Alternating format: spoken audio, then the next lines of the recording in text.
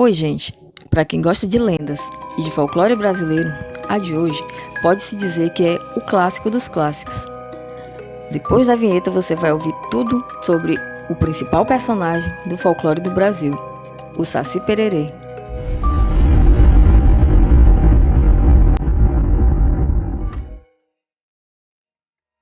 Considerada uma das mais emblemáticas do folclore brasileiro, a lenda do Saci Pererê, ou simplesmente Saci, fala de um menino negro e travesso que fuma cachimbo e carrega uma carapuça vermelha com poderes mágicos. Uma das importantes características desse personagem é que ele possui apenas uma perna e que, ao morrer, torna-se um cogumelo venenoso. De acordo com as histórias, as suas principais travessuras são fazer tranças no rabo dos animais durante a noite, esconder objetos, como os dedais das costureiras, assobiar de maneira estridente, assustando viajantes, e verdadeiras molecagens, como trocar o sal pelo açúcar nos determinados recipientes nas cozinhas, para que as cozinheiras errem na hora de temperar a comida, além de distraí-las para que a comida queime. O Saci é o guardião das ervas e das plantas medicinais, por isso, confunde as pessoas que tentam pegá-las sem autorização. Ele conhece as técnicas de preparo e sabe como usar as plantas para fins de cura. A lenda garante ainda que para capturar o Saci Pererê, a pessoa deve arremessar uma peneira nos redemoinhos de vento. Dessa maneira, após capturá-lo, é necessário retirar-lhe o gorro para prendê-lo em uma garrafa. Acredita-se que o Saci nasceu de um broto de bambu, permanecendo ali até os 7 anos, e após esse período, vive mais 77, praticando suas travessuras entre os humanos e os animais. Sobre a origem do Saci Pererê, a lenda existe desde os tempos coloniais e tem origem nas tribos indígenas do sul do Brasil. O termo Saci vem do tupi e está relacionado a um pássaro, que também é conhecido pelo nome de Saci ou Matim Pererê. Inicialmente, o Saci era retratado como um personagem negro e endiabrado que tinha 2 pernas e um rabo. Mas a partir da influência africana, ele perdeu uma das pernas jogando capoeira e adquiriu o hábito de fumar o pito, ou seja, o cachimbo. Já o gorrinho vermelho, usado pelo Saci, advém do folclore português, baseado em uma personagem lendária chamada Trasgo, que seria um anão com poderes sobrenaturais. A lenda é contada em todas as regiões brasileiras e, por isso, a história modifica-se conforme o local.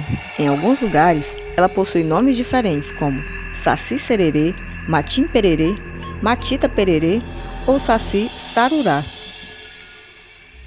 O Saci é uma das lendas mais emblemáticas do folclore brasileiro.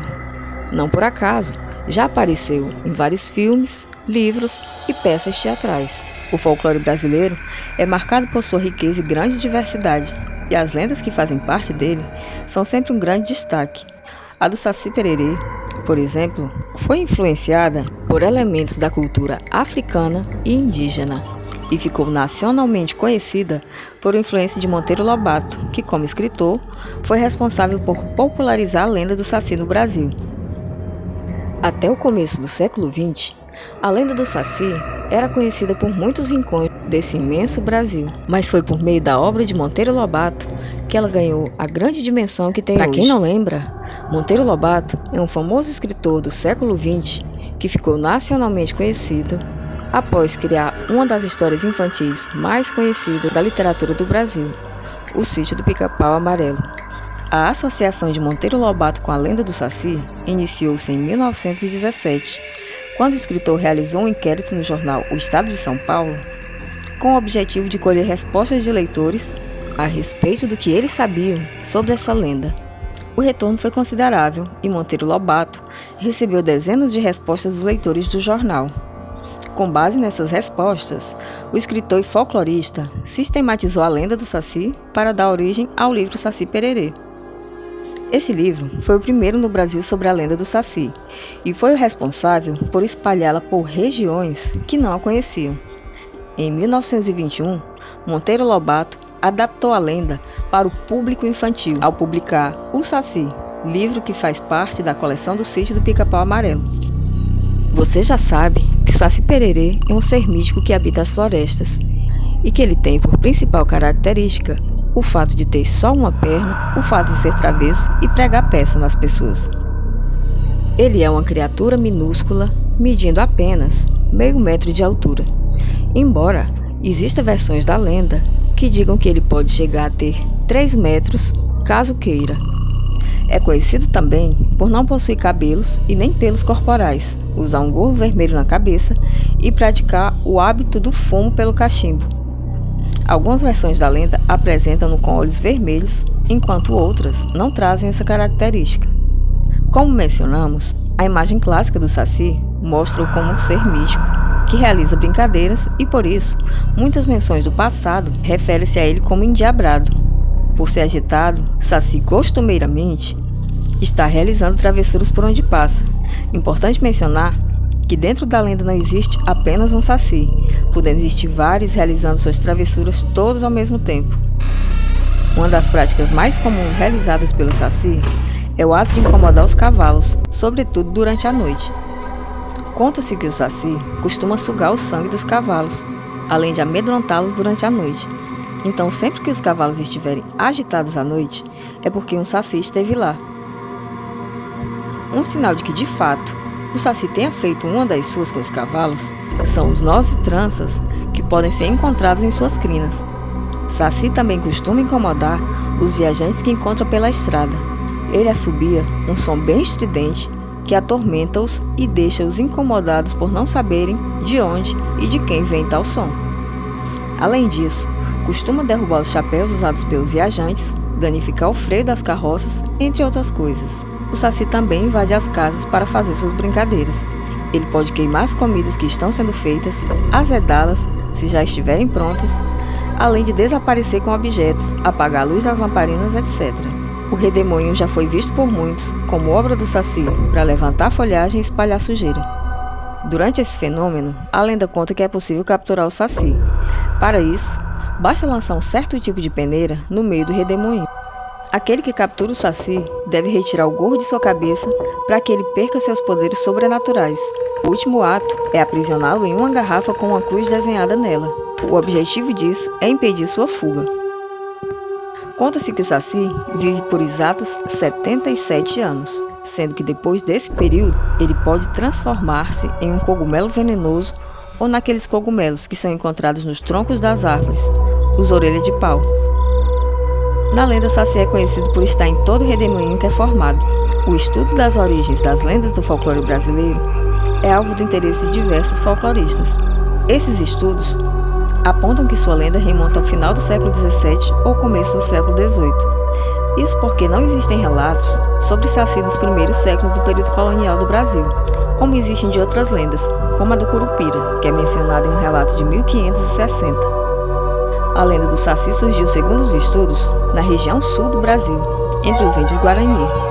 Conta-se que, a princípio, era conhecida no idioma tupi-guarani como Saci Pereregue. A influência dessa lenda no sul foi tão grande que ela não ficou reclusa ao Brasil e espalhou-se pelos países vizinhos. Na Argentina, Uruguai e Paraguai, o Saci Pererê é conhecido como Yaci Yaterê, e existem algumas diferenças entre essas versões. O Yaci Yaterê, diferente do Saci, não é careca e possui cabelos loiros, usa um bastão de ouro como varinha mágica, que o torna invisível, e um chapéu de palha. É anão, assim como o Saci, mas faz travessuras diferentes. Os paraguaios acreditam que Yaci Yaterê atrai crianças para fazer maldade com elas, roubar ou deixá-las loucas ou surdas, dependendo da versão. Os argentinos, por sua vez, falam que Yaci atrai moças solteiras para então engravidá-las, e diferentemente do Saci brasileiro, aquele que tem as 2 pernas. As diferenças entre as lendas são resultados das diferenças das culturas que as influenciaram. A lenda do Saci, como citado, surgiu no sul do Brasil, mas acabou espalhando-se por todo o território brasileiro, incorporando elementos de outras lendas regionais, que apresentam seres com características parecidas, como a caipora, na região central do Brasil, e a matinta pereira, na região norte. Os folcloristas brasileiros também apontam diversas lendas de origem europeia que podem ter influenciado as características do Saci.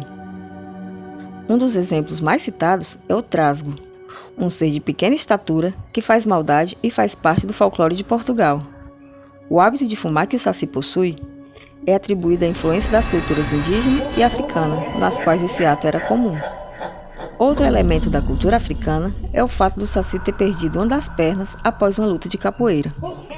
Na origem da lenda do Saci, ele era um protetor da floresta e, por isso, muitos consideravam-no como um personagem derivado da lenda do Curupira.